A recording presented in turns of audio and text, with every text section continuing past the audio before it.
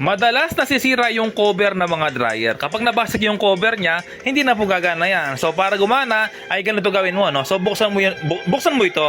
Tapos, ito makikita mo, yung contact switch. Yung contact switch, kapag binaba mo yung cover, mag-on yan. Okay, tulad na sinabi ko, kapag nabasag, yung kanyang contact switch, yung kanyang door switch, hindi na po gagana yan. So ang gawin mo, meron dalawang wire dyan, alisin mo lang. Tapos, ireakta mo. Pagdikitin mo lang. So bali ganito ang kalalabasan. Fix na siya, oh. Ayan, no? So dalawang wire yan. Ngayon na ito yung wire ng timer, tapos dumiretso yan sa ilalim. So ganun lang kapag nabasag.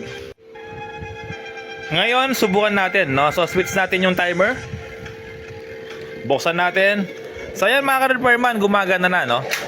Ayan. So kahit na nakataas yung cover niya, iikot pa rin yan, no? So kapag naman natapos yung timer, doon pa lang hihinto. Okay, kaya yun ang safety purpose ng door switch. Kapag tinaas mo, mag-off yung switch at kusang hihinto yung motor, no? So yun po yung safety ng door switch.